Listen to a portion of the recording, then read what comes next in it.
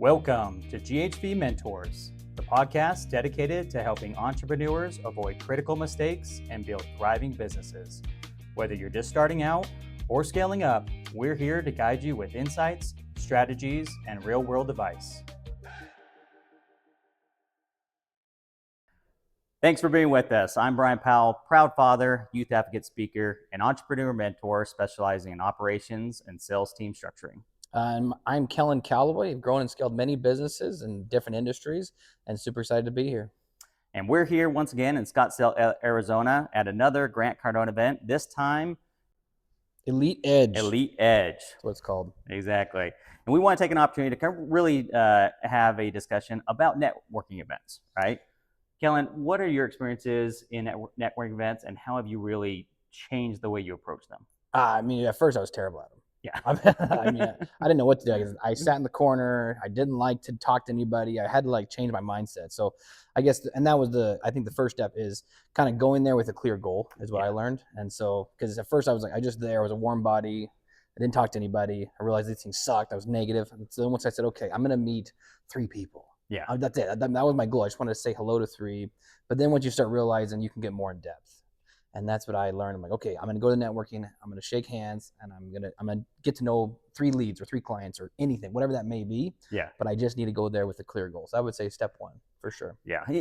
For me, I was the same way. I was very shy when I was younger and anything like that. But as you really understand what you want to get out of it, that's what changes your mentality, right? Yep. So really, there was 3 things that we want to point out to individuals that are kind of getting into the new networking events. Number 1, as you said, have a clear goal. Have a clear goal. Right? Understand, what are you trying to get out of that? Are you trying to get a client? Are you trying to get an investor? Or is it just genuinely trying to understand how people grow their own businesses, right? Absolutely. So I would say because when you first go there, it's kind of about me, and so really the first target is have a clear goal to come out there and help people. Have a clear goal to come out there and do something. So, but the first step really is get out.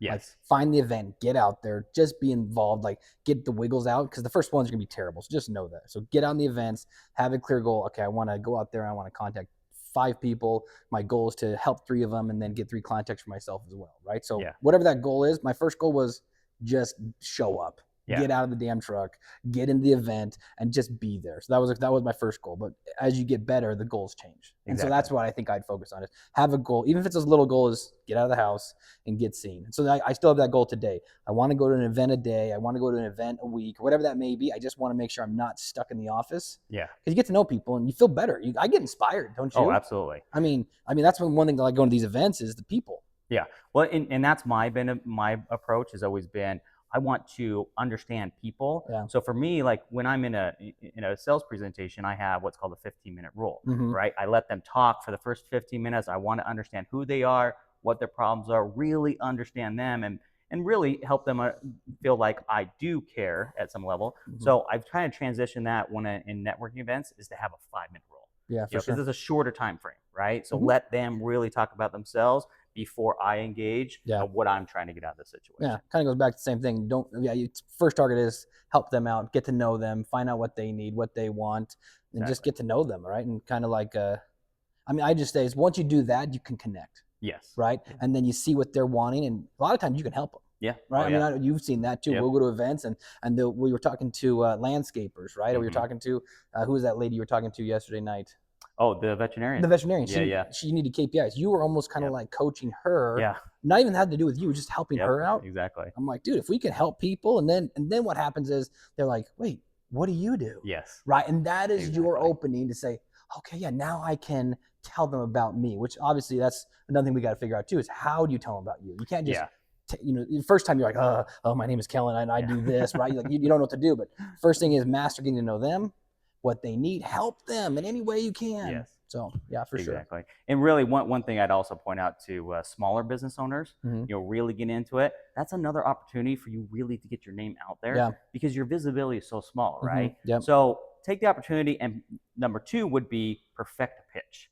Yeah. Right. You want to have, especially as a new business owner, you want to take every opportunity to really identify main things when you're perfecting a pitch is identify who you are, what you do, what separates you. Yeah. And the 4th one I would say is provide a hook that gets them curious about you in order to want to set up a continued conversation after the event. For sure. It's like marketing. The marketing rule is hook, story, offer, right? Have your hook, then tell your story, then have an offer. Now, you don't have to give an offer this time because they'll ask questions to engage the conversation. But when they say, well, what do? You need to be able to quickly tell them in a clear, awesome way what you do, what you're doing, and how that helps people. And then what's going to happen is if they are truly and genuinely interested, they're going to say, wait, well, tell me about this. And one thing I do is I kind of say, hey, you know, for your company, like that veterinarian, you says, hey, for your company, we do virtual assistants. So you could actually use it to help you understand what virtual assistants can do. I would say, this is what we would do for yours. But there's lots of different companies and it might not be for you. Yeah. But I don't want to come across salesy.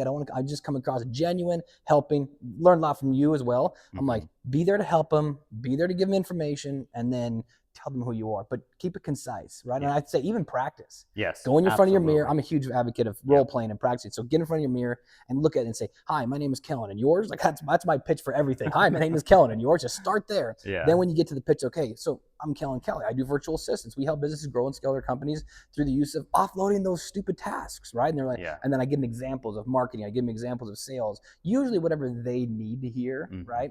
And that's kind of how I do my elevator pitch. But well, and that's why it's so critical to allow them to speak first, because that would help you understand, okay, what direction can I take what I do and how it fits into what they're needing. 100%. Right? Yeah, I met a foundation repair guy. Force. Anyways, out of Minnesota or somewhere, he does repairs, and I kind of screwed up. He asked me too soon what I did. I didn't get a chance to hear from him. Oh, I've done that plenty of times. Yeah, plenty of times. And I'm like, oh, dang, I want to hear from you. But I'm like, if they ask me, I'm not going to be a jerk, right? Yeah. So I'm like, yeah, so we do virtual assistants, and I told him about, you know, what we did, help with sales, help with some of the keywords most people have. Come to find out, he does not need sales work. But when he came to me later on, he said, hey, can your virtual assistants help with payroll? I'm like, absolutely. Yeah. So his pain point or his thought afterwards was payroll and helping out his integrator and his office staff, not getting more jobs. He was already doing $5.5 million. So he's like, I need more guys. I need more help to currently manage the work I already have. Well, and you made a good point, because sometimes that is going to happen to where you are trying to allow them the opportunity, but they might, you know, within a few seconds, just ask you what you do. Yeah. Very easy. Just say who you are, what your company is, but then ask them another question. Always go back. Yep. Brian Powell, Go Hire Virtual. By the way, but what market are you in? Right. You know, or anything like that, to get them to continue the conversation with them and really get to the point where you understand what those needs might be, so you don't have those opportunities of saying the wrong thing at the wrong time. Really find that pain point for them. One thing I like too, I follow these podcast people and these other like TikTokers, and they talk about how you can network without making it awkward. Yeah. So if you say, hey, my name is Kellen, and what do you do for business? Yeah. Like, it's easily like, oh my gosh, you're obviously trying just to get to know me. Yeah. But if you come to me and says, hey, my name is Kellen. Hey, I missed the first 5 minutes. Hey, what brought you here? Yeah. They call them situational questions, right? What brought you here? What did you learn? What did you take away from it? You know, and the question I love is, hey, any interesting projects you're working on? And so what they're going to do is they're going to open up about, you know, it's not about, you know, attacking them, of getting to know them, qualifying them. It's, who are you? What do you want? What do you like? Yeah. And then they're going to tell you these things, which will be a more genuine, non-pressure networking and meeting. Yeah. Right. So I don't like to go for, hi, my name is Kellen. Hey, what do you do? And I try to stay away from that. I try to go to, so what are you working on? Or what brought you out here? What did you take from this situation? Like, what did you learn? What did you like? What did you not like? So I try to just open conversation and then let it flow. If they're really excited about their business, they will lead into business. And absolutely. And usually we're at events, they have a problem. Yeah. People don't go to events usually unless they're trying to fix something. And so that's what I've seen. I agree.